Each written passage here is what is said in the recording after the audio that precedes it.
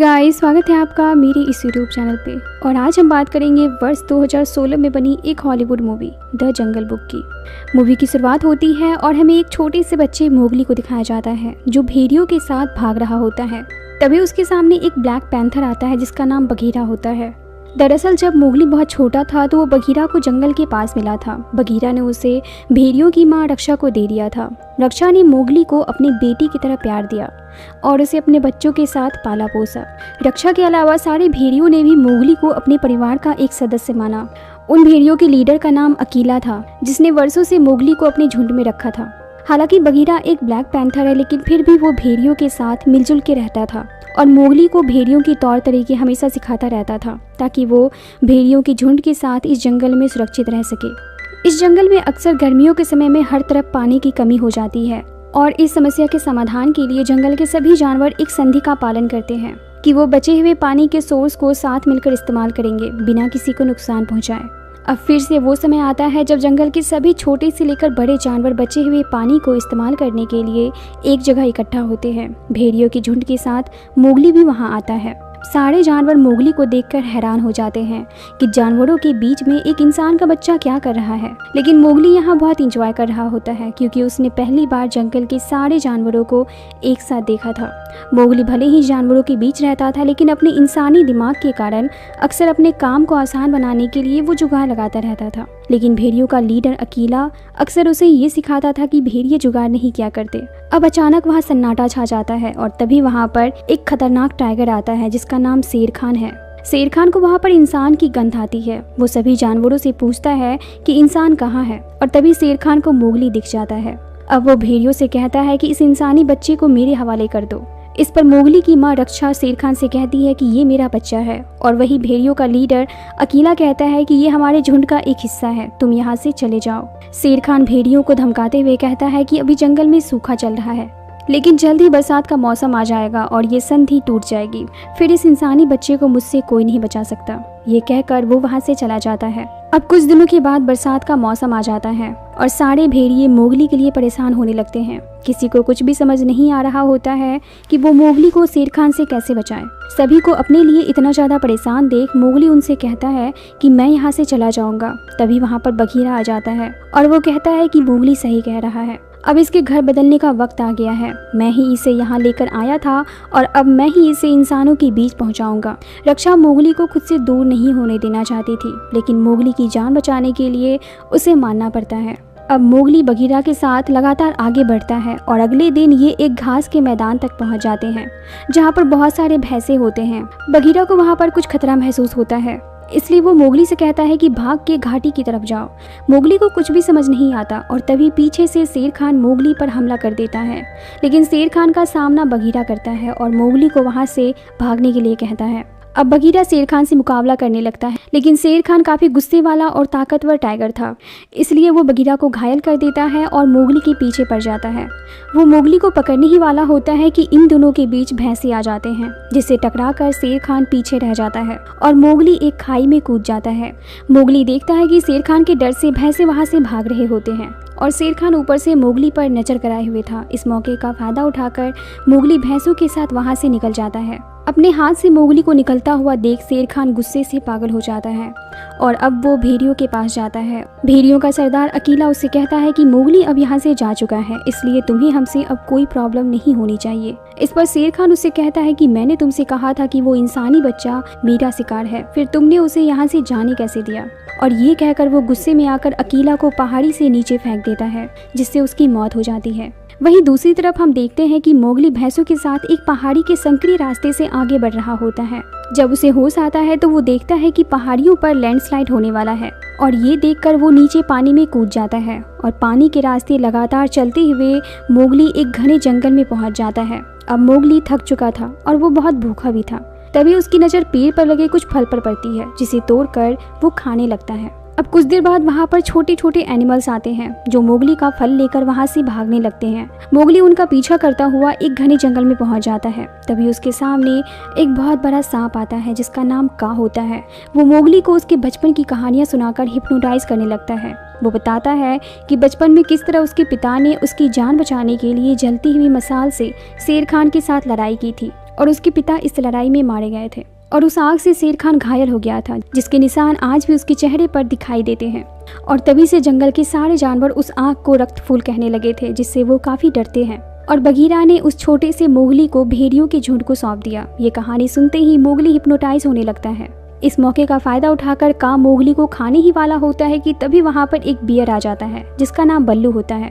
वो मोगली को कार से बचाकर वहाँ से ले जाता है। अब जब मोगली को होश आता है तो वो अपने सामने बियर को देखकर डर जाता है, लेकिन बल्लू थोड़ा फनी होता है। वो मोगली से कहता है, मेरा एहसान है तुझ पर, तुझे चुकाना पड़ेगा। जो वादा नहीं किया वो निभाना पड़ेगा और ऊपर चढ़कर दिखाना पड़ेगा। मोगली को बल्लू की कोई भी बात पल्ले नहीं पड़ रही थी। वो बल्लू से कहता है कि मुझे इंसानों की बस्ती में जल्द से जल्द जाना है, इसलिए मैं यहाँ से जा रहा हूँ। लेकिन बल्लू मोगली से कहता है कि मेरे एहसान के बदले शहद तोड़ने में तुम थोड़ी सी मेरी मदद कर दो, क्योंकि जल्द ही सर्दियाँ आने वाली है और उससे पहले मुझे खाना इकट्ठा करना होगा, वरना मैं भूखा ही मारा जाऊंगा। अब मोगली बल्लू की बात मान लेता है और वो अपने जुगाड़ से वहाँ पहुँच जाता है जहाँ पर मधुमक्खियों के बहुत सारे छत्ते होते हैं। और अब वो बल्लू के लिए बहुत सारे शहद के छत्ते तोड़ता है, जिसे देखकर बल्लू काफी खुश हो जाता है। और वो मोगली से कहता है कि तुम मेरे साथ यहीं रुक जाओ, सर्दियाँ आने ही वाली है और हम दोनों यहाँ पर बहुत मजे करेंगे।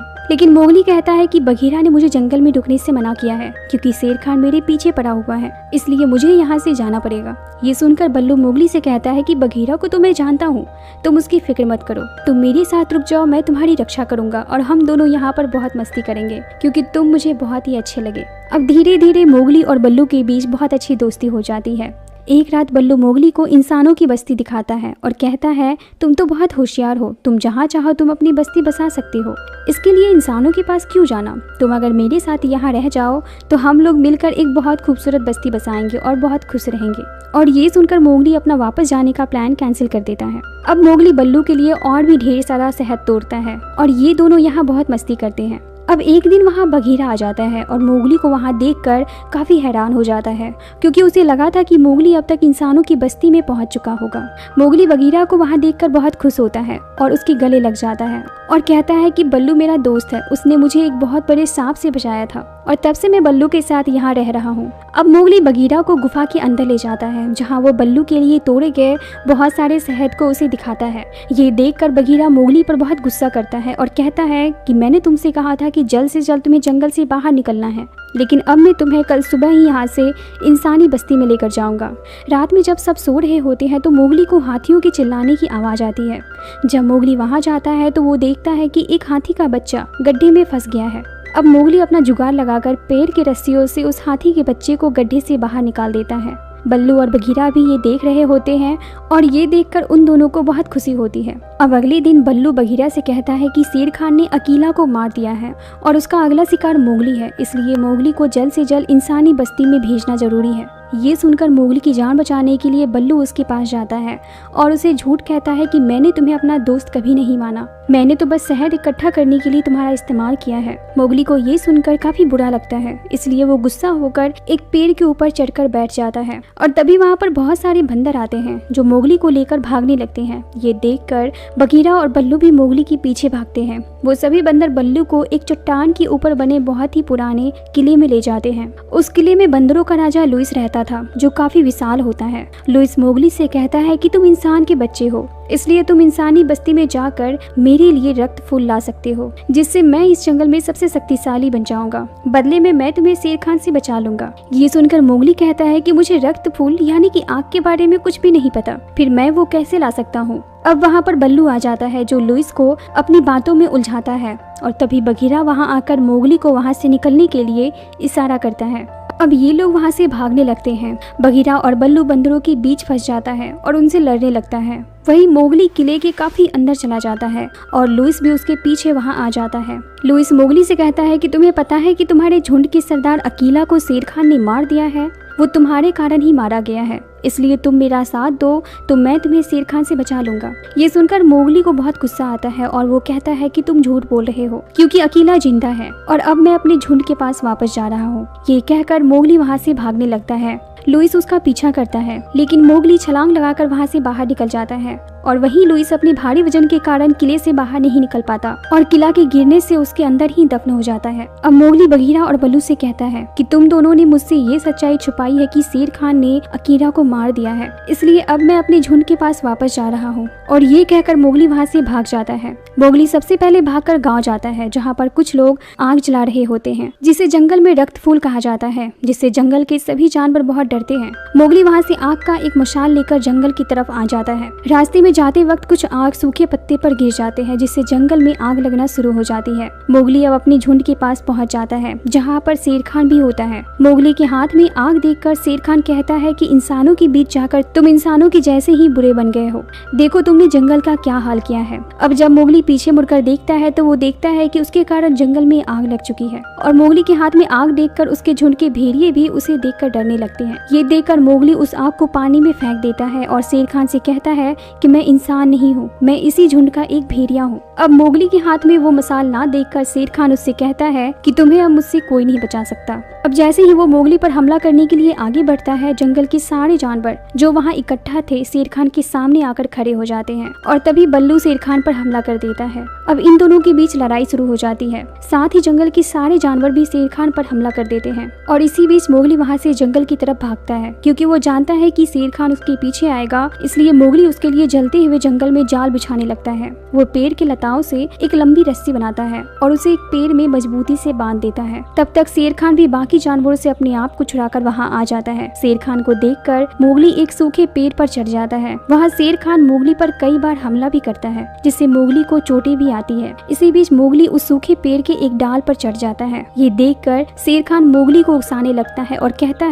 कहता है कि तुम कितनी देर मेरे सामने टिक पाओगे, क्योंकि एक तरफ मैं हूँ तो दूसरी तरफ आग की खाई। इस पर मोगली कहता है कि तुम कुछ भी कर लो, लेकिन मैं तुमसे नहीं डरता। अब गुस्से में शेर खान मोगली की तरफ छलांग लगा देता है और तभी मौका देखकर मोगली उस रस्सी को पकड़कर वहाँ से दूर चला जाता है और शेर खान उस सूखी डाल के साथ नीचे आग में गिर जाता है और उसकी मौत हो जाती है। अब कुछ देर बाद मोगली हाथी पर बैठकर अपने झुंड के पास जाता है। उसे सही सलामत देखकर सभी जानवर बहुत खुश हो जाते हैं। अब मोगली हाथियों के सहारे नदी का कुछ पानी जंगल की ओर मोड़ देता है, जिससे जंगल में लगी आग बुझ जाती है। मोगली ने शेर खान को मार के न सिर्फ जंगल से उसके खौफ को दूर किया, बल्कि उसने अपने पिता और अकीला के मौत का भी बदला उससे ले लिया। अब रक्षा उन भेड़ियों के झुंड की नई लीडर बन जाती है। बल्लू भी मोगली और इन भेड़ियों के साथ यही रहने लगता है। अब ये सब एक दूसरे के साथ खुशी से अपनी जिंदगी गुजारने लगते हैं। इसी के साथ इस मूवी का द एंड होता है। इसी तरह की मूवीज एक्सप्लेनेशन वीडियोस देखने के लिए मेरी वीडियोस को लाइक करें और चैनल को सब्सक्राइब जरूर करें। Thank you.